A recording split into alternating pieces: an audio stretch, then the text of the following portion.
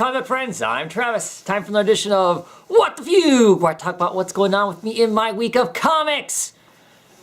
Thought about filming this a day earlier. I was a little hotter a day earlier. A little wound up about more stuff a day earlier.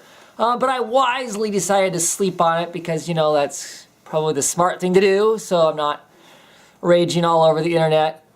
Of course, you make these videos. If you make a video where you're yelling and screaming and acting like a crazy fanboy, you actually get more views and more subscribers, it seems, which is really strange. Rarely do I do these kind of videos where I rant and rave a whole bunch, and I'm not really going to rant and rave here, I'll tell you now. But those few rare videos that I do that's happened, I get the most views on those, and I still get comments on them. I mean, Hellblazer's been canceled for how long now? And I still get people commenting on that video. At any rate, speaking of Hellblazer, kind of, not really. It was a Vertigo title. We're going to talk Vertigo.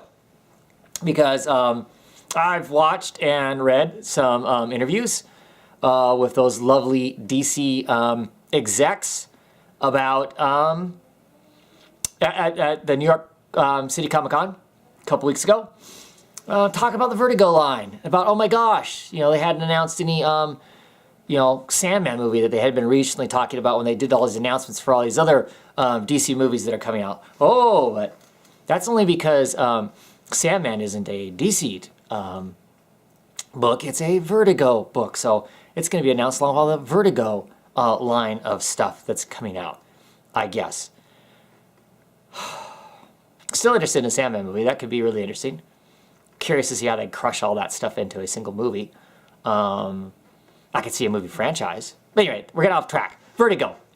So Jim Lee, Dan Didio, talking about how they're going to rebrand and reinvigorate the Vertigo line. Okay. Now, you know, maybe I hold Vertigo kind of near and dear to my heart to some degree because, of course, I was around for the birth of it. I read many titles that started out as regular titles and then became part of the Vertigo line as they realized that they kind of had this flavor of book going along. So, you know, me being the stupid fan, I take some of it personally. I have a personal investment, it feels like, in Vertigo in that sense. But rebranding and reinvigorating, reinventing the Vertigo line by lining up lots of top named talent to write books for the Vertigo line. And then those books will be turned into movie, TV, video game franchises. That's the crux of the of the interviews that I've read and I have seen. Twofold problem. First, the first one, and this is just kind of becoming a general feeling for me.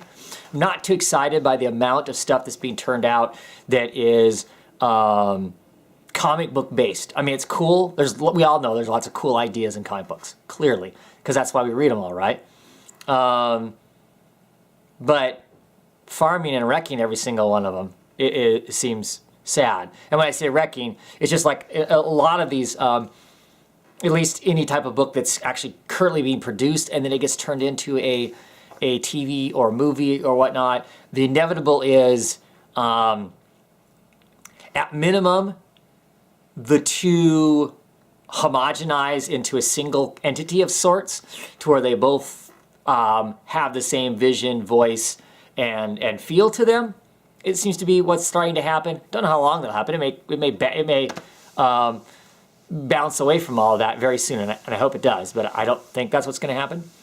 And at the worst, the TV show literally takes over the comic. But that's one concern.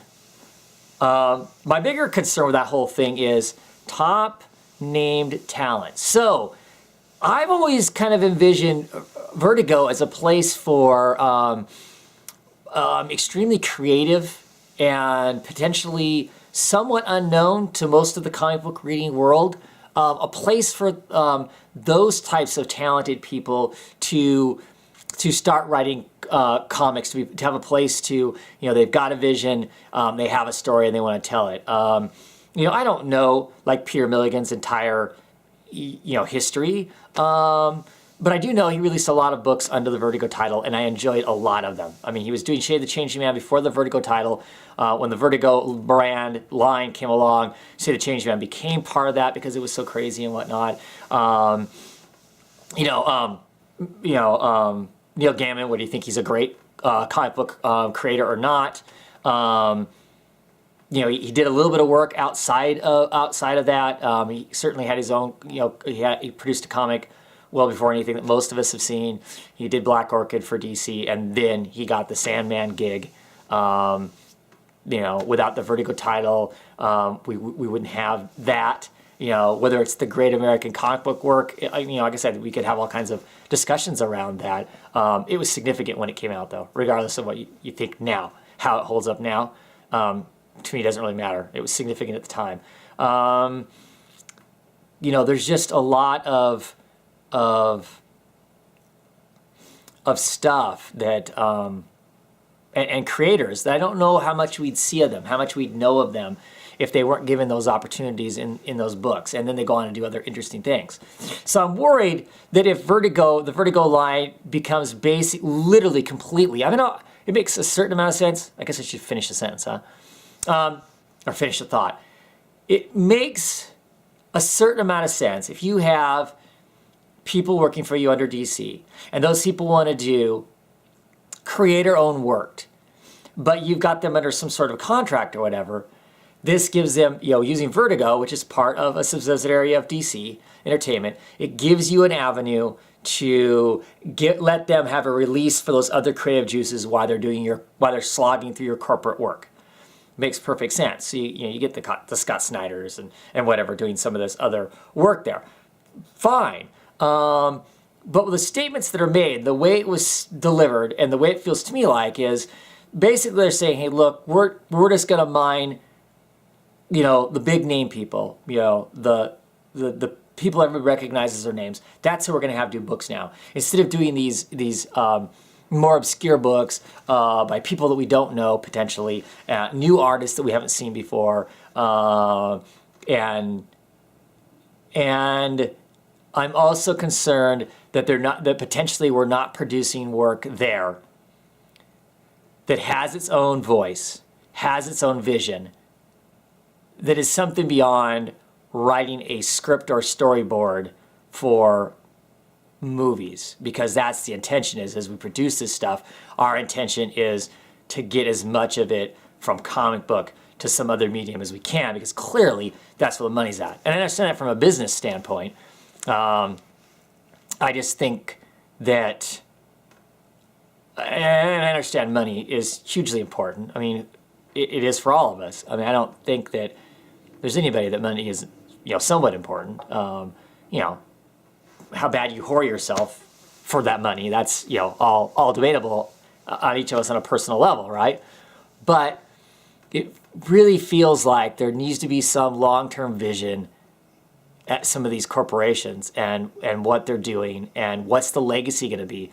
And how is that not important? How is it not important as a publisher? Because these people are publishers.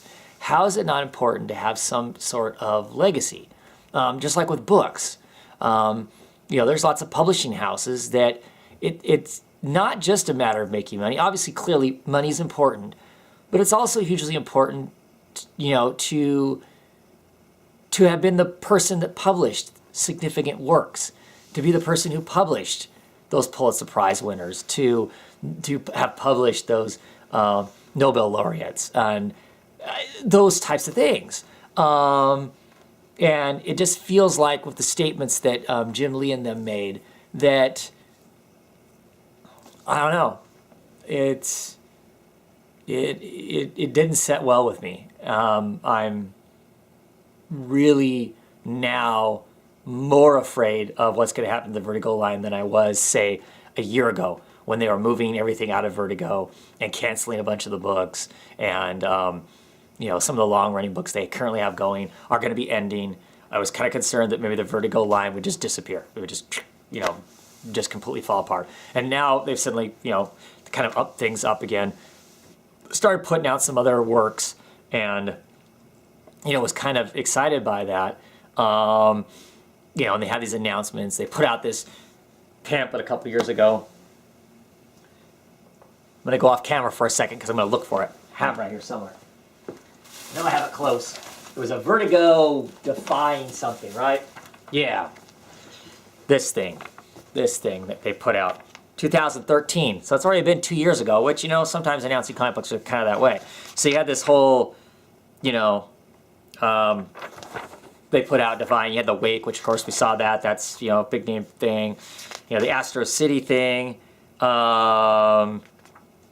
Let's see, what else was there? American Vampire, that's still going. Now see, that Scott Snyder, that's where he started out at. He started out in Vertigo, really doing the Vertigo stuff, doing the American Vampire, and then he got the opportunity to do Detective Comics and got his foot in the door that way as far as that. I mean, his proving ground was this, the stories that he was writing for American Vampire.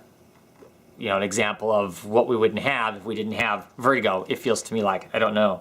I was thinking there was some more of these titles in here that hadn't been really produced.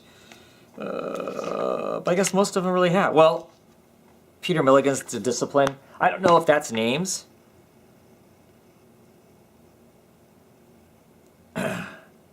No, see, that's a completely different story. And I don't know if we're ever going to see that. It's supposed to be a monthly book. This is supposed to be a monthly book. Haven't seen that. I don't know if that just kind of fell through the cracks or what. Of course, it said Coffin Hilligan. And there's The Suiciders. We never saw that. And that's by Lee Bermejo, and I don't know that we're ever going to see that. There were a couple others, too, that it seemed to me like that. Guess not. Must have been hallucinating. But I remember them announcing some other things. It was supposed to be out in December. I guess Suiciders might still be out.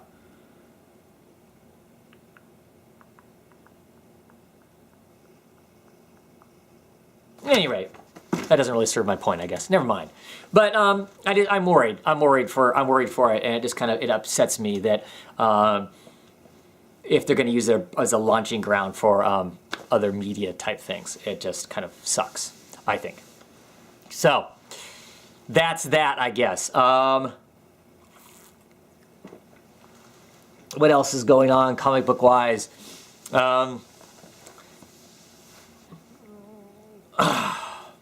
Some excitement today. New people are going to be taking over Supergirl. Looks like they might actually make her have some energy, have some life to her, take her in another direction. That's pretty exciting. Excited about that. I hear that Age of Ultron, they leaked a trailer onto the internet. Whether it was leaked on purpose or not, whatever, I don't know. I haven't watched it yet, but I hear it's pretty awesome. Makes Ultron seem pretty sinister, which is cool because I think Ultron needs to be more sinister. I don't know, in the comic book he never seemed sinister. I mean, dangerous, clearly, because of what he was, but being a robot, not having a whole lot of personality either, if I remember correctly. It's been a long time since I read comic books of Ultron in it, though. So, yeah. All kinds of interesting stuff. Of course, I'm in the process of doing Uncover the Covers this week because solicitations for most of the books came out this week. During that solicitations, we get the announcement that January is going to be the last She-Hulk book. I think that's a shame. I think it was a smart book. Despite some of our misgivings about the art and whatnot, I think that some of the stuff that artist did was actually pretty smart. Paneling and page layouts and stuff like that I thought were pretty great. It was a $2.99 book. Now it doesn't exist anymore. There's some level of cynicism amongst a bunch of us as to whether or not it'll get relaunched as a $3.99 book. There's quite a few books that are being solicited at $4.99. And there's some uproar, of course, amongst a bunch of us about that price. Bear in mind the page count, though. Because I noticed kind of looking at it, the page counts on some of those were like 40-some pages for some of those $5 books. So you are getting more pages for your buck. So as long as it's a good story, I'm not sure how you argue with the fact that that it's not worth the $5. unless you just don't want as much material, for the $3. DC books are 20 pages. Most, and that's whether they're a $2.99 book or if they're a $3.99 book. Seem to be the same price, same page count. Most Marvel books right now seem to be about 32 pages. I don't know if that's 32 pages of actually just comic or that's 32 pages with ads. I need to actually check that out. Like I said, I'm not advocating one way or the other for the prices, just pointing out some of the differences between those prices of books and potentially what you're getting, right? So, anyway, a shame that She-Hulk's going under. It sold in the 20,000, 21,000 in September, I believe. So, whatever that ends up being, I don't know. I don't know what that means for a lot of other books. There's a lot of books that are hanging around that same thing. I don't know. I don't know if ultimately Charles Soule's being moved on to other stuff, and so no one else is going to take over the book. So that's where it's ending at, because of course Charles Soule has that contract. I haven't looked around really hard to see if he's actually written anything anywhere that says, "Hey, this is why this shut down," or whatever. I don't know if he justifies it in any sense or another. But yeah, kind of a shame. I enjoyed the book. I'll enjoy it for until the end. It'll last a year basically, and then it's done. Trying to think if there's any other comic book stuff. I'm sure there is. There's some other things that were kind of ticking me off this week too that I'd heard that just kind of, I don't know. Not a good week for that kind of stuff. But I heard good things about the books that came out this week, so excited to get mine. I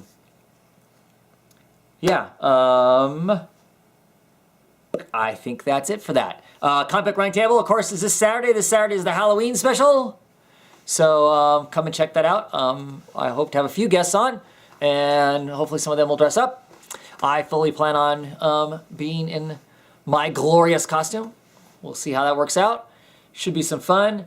Got lots of videos to watch. I've been watching videos off and on most of today.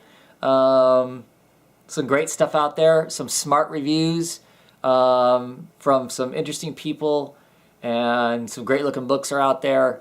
Check them out. And I will see you all this weekend. Comic Book Roundtable. Have a good one.